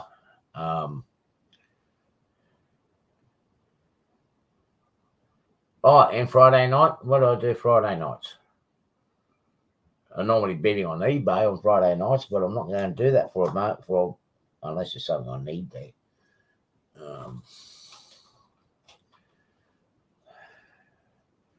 Yeah, come out and hang out, bud. That's not the one.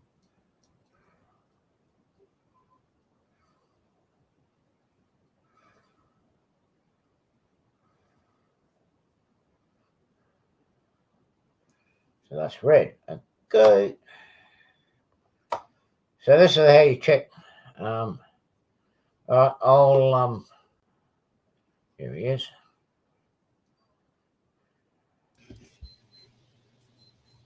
Hey, how we doing?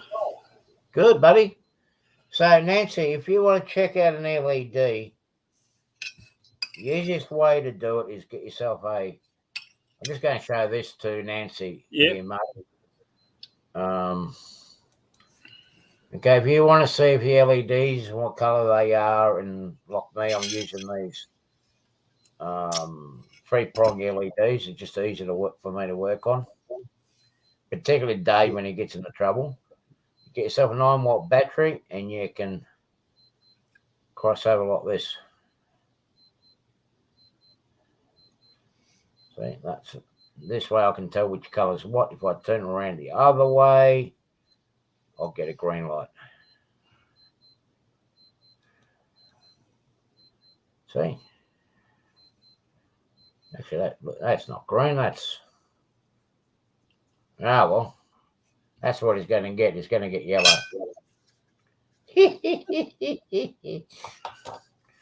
I'm not going to. J car's closed now.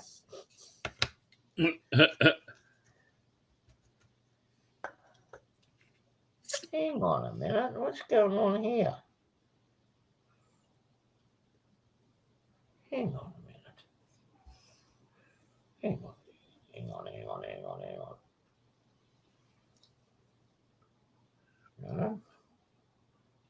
That's right. Yeah. Yeah, you gotta love batteries. I'm just wondering.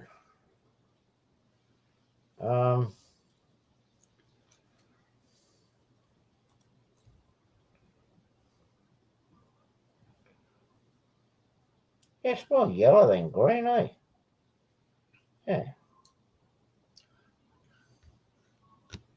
Oh shit. Hmm.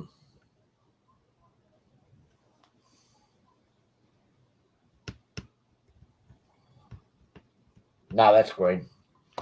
Just been looking too much in the light.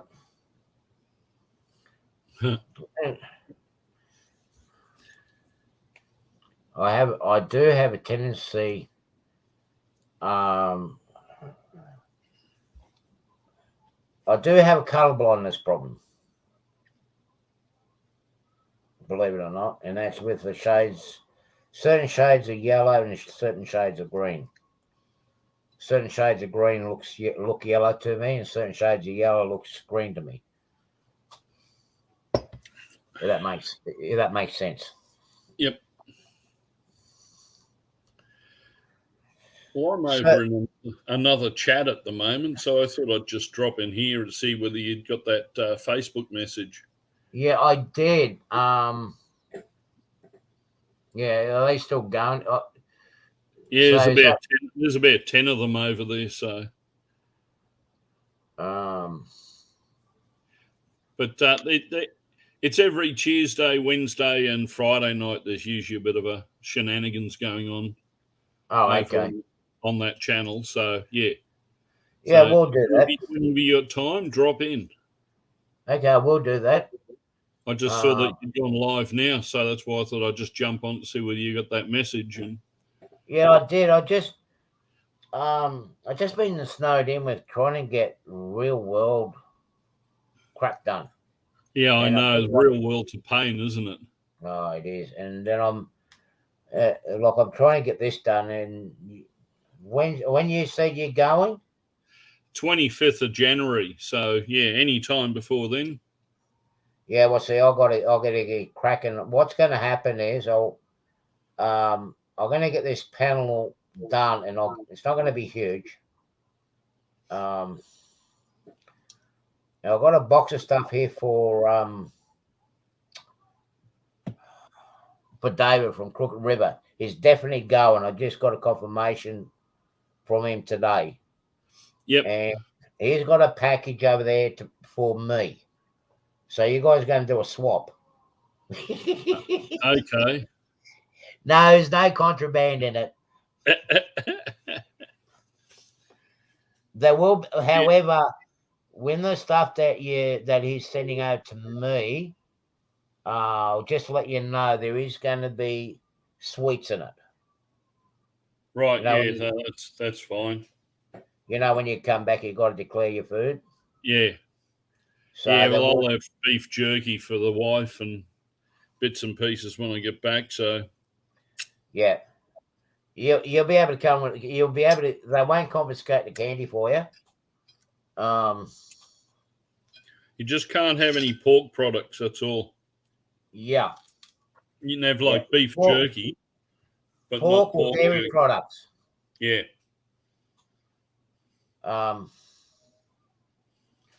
But yeah, I mean, when I was with the airline, I used to declare a lot of stuff, and 9 times out of 10 they leave you alone. One of the times we come back, because my wife's from the States, she's from Milwaukee originally. Yeah. And we, excuse me, we were over in the States and we're at Walmart, and she went nuts in the candy aisle buying all the stuff she hadn't seen since she was a kid. And when we actually left, I had to get another bag just to put her chocolate and beef jerky, and we had 25 pounds of chocolate. Yeah.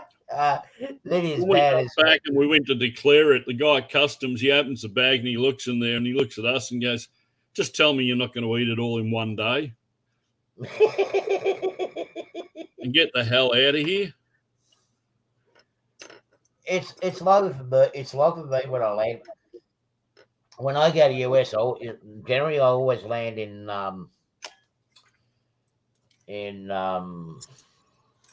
LA, Yeah. and I've got to change flights in LA to get to Spartanburg, South Carolina. And again, just out of habit and whatnot, and particularly after being working for the airline, you declare everything. And I've got my Yeah, you food. can't be wrong then. No, you don't get harassed. Yeah. I come through and they go, "Well, you got food? What you got?" And I go, "Well, I got candy for the kids, and I got some Milo and Vegemite." As soon as I mention Vegemite, I'll go on, keep going. Yep.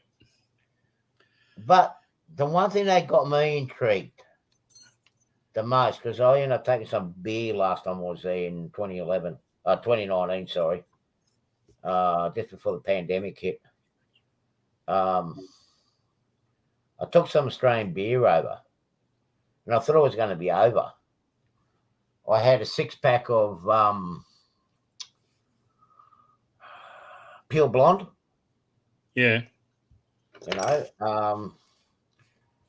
Because apparently Pure Blonde's all right for those who've got diabetes, right? And a couple of them over there, like my brother-in-law over there, he's a diabetic.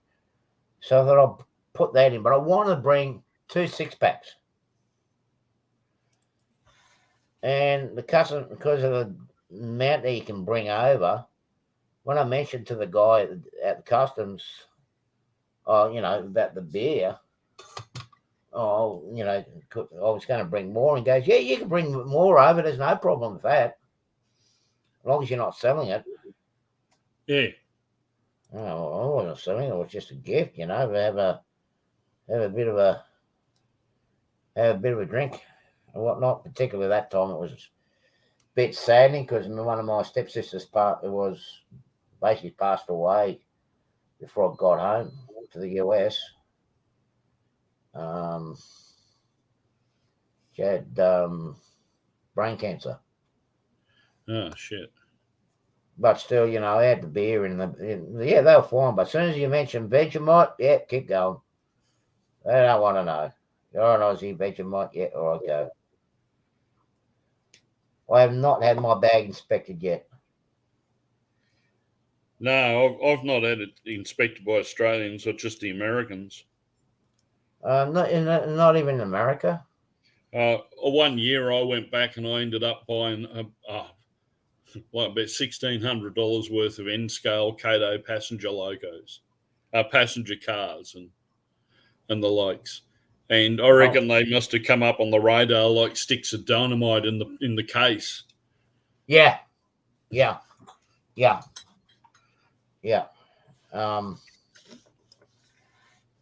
Yeah, that's like a couple of times I had deodorant and put in my bag, and it's been open a couple of times. But just the way they were put together, it actually looked like an explosive device.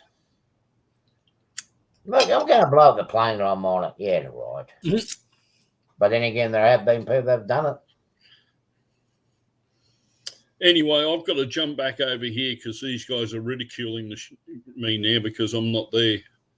Yeah, right. I'll probably join a bit later on if nobody else turns up. So I've got the link. Well, these sometimes have been known to go to 3, 4 in the morning. So, all right, okay. All right, I'll probably come in shortly. No worries. I'll catch you later, buddy. Okay, matey. Talk to you soon.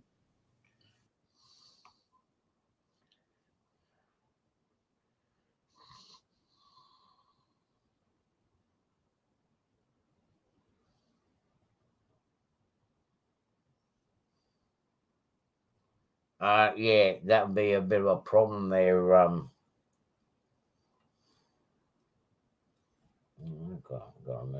That's great. Yeah, that. I still got some teeth left. I've got to get some of my teeth sorted out shortly.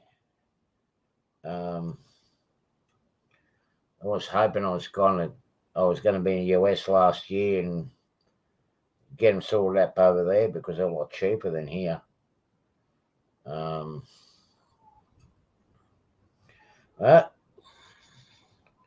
I'm going to try to hang in there and try to get them done next time I'm over. Hey, Mike, how are you, buddy? Yeah, I'm just going to see who else is going to come on now that Marty's given me an invite to go to that other place. A bunch of Aussies. I don't know if I do. But anyway.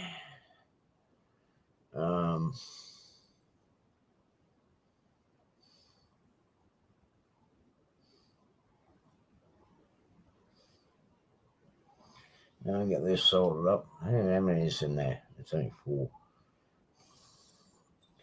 Yeah, no, the most expensive part, and it doesn't really cover much in our medical here, is dental. Everything else is covered with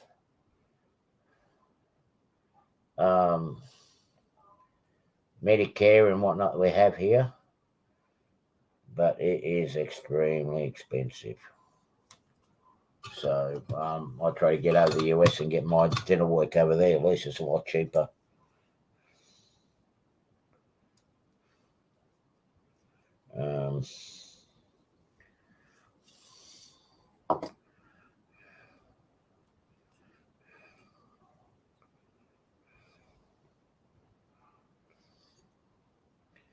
And it's going to be an interesting little piece.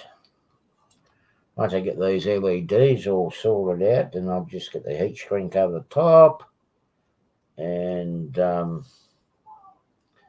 got the blocks here, which I join them up to, connect to, and which will be done after I get the panel. So later on, I'm going to be doing the scribing out the panel.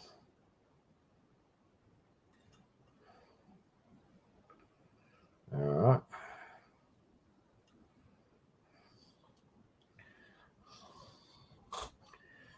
Yes, I hope you're well. Sorry I couldn't.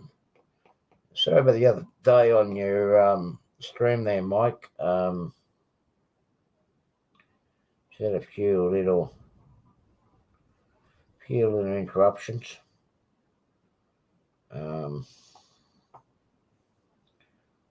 that's right. I had to go to the doctors. Going to get some. Actually, I had to go to the therapy on your stream on Monday. I couldn't miss that because then there's going to be all sorts of grief to pay for. You know, the place is not on fire. No, I'm not burning anything. Like Heath or whatnot, I'm just doing some soldering.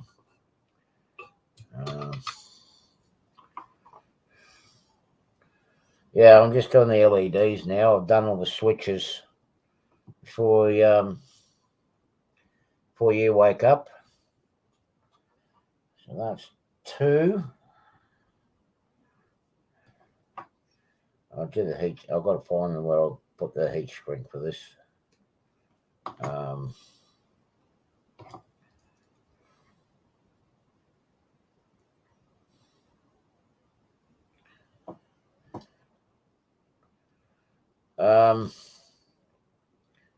Now, Mike, Sparky's going to Amherst, isn't he?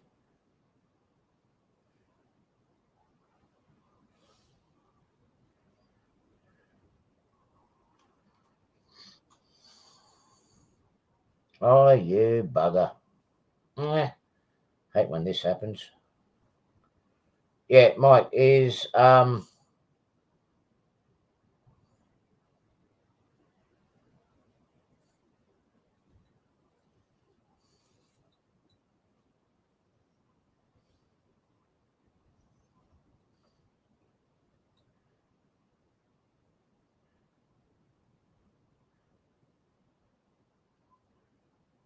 okay.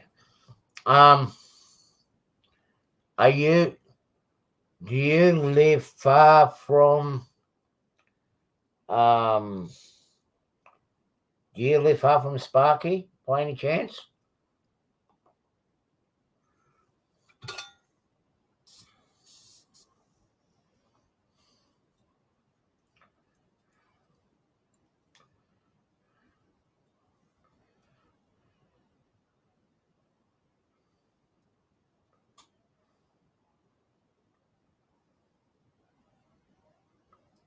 Ah, you bitch.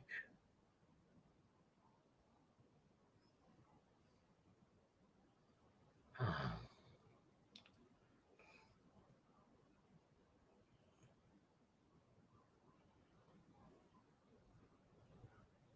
Are you going there on Saturday? Cool stuff. Cool, Magoo. If you haven't sent that cap, give it to Sparky. I'll give a email to Sparky. There is a guy from here that's going to be at Amherst. And he will be at the stand opposite Sparky's at the NMRA stand. So that will save postage.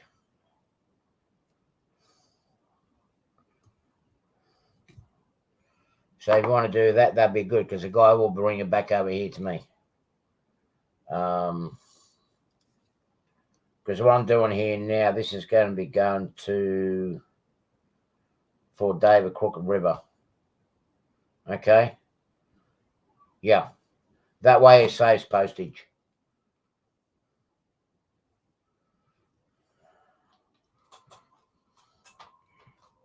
Good. I'll send an email to Sparky later on tomorrow.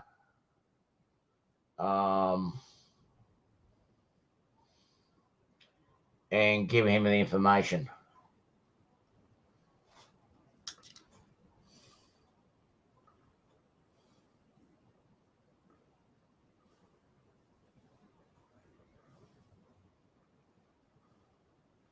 Because at least I'll get it here before the I'll get it here probably about the same time as the mail gets here, so maybe even faster, who knows.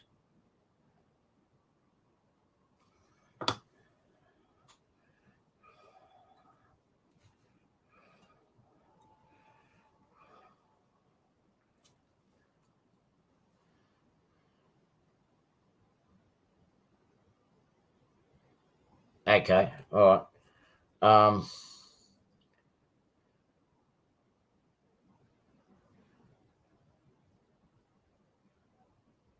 Yeah. Well, that way it'll save you a bit of well, yeah, that too. I know the other guy's name's Marty, not Artie, Marty. I know he's bought a whole heap of trains and stuff over there, so he's going there with an empty suitcase and he's coming back with some more stuff. So yeah, that's going to work out great. And I can finally get my stuff from the prizes I won at Sparky's Christmas show in 2021.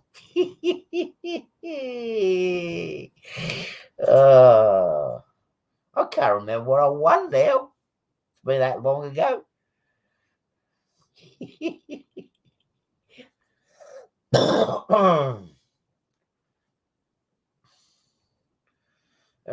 I'm not worried about the box, Mike. I really ain't worried about the box. I'm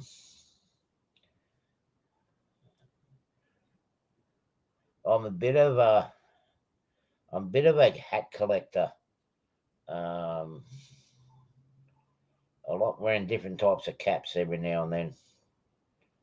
So yeah, that's a good cool prize. That. Oh, damn this! I hate soldering on resistors onto LEDs and then putting the wire on.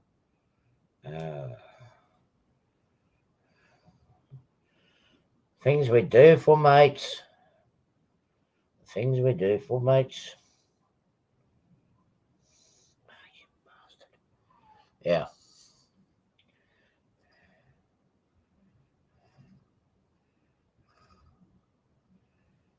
Yeah, because Dave from Crooked River's going to be there too, and he's still got those bits and pieces I won at Sparky's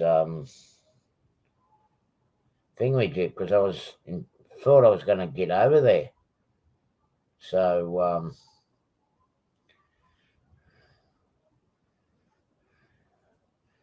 which didn't eventuate.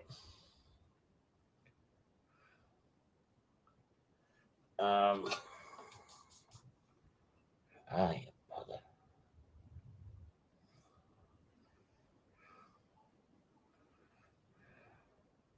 But as the old saying goes, good things come to those who wait. I've been waiting for those winning lotto numbers to come, but that hasn't come yet.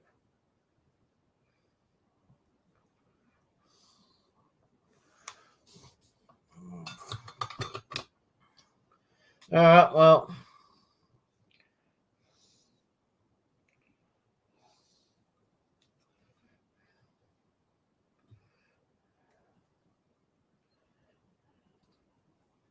I've been on for 2 hours. All right, well, I'm going to head out, guys. Nice hanging out with you. So I'm going to go and do a couple other things, and I'll catch up to you guys during the Plumber stream tonight, 8 o'clock Eastern time. Okay, so see you guys there. Bye.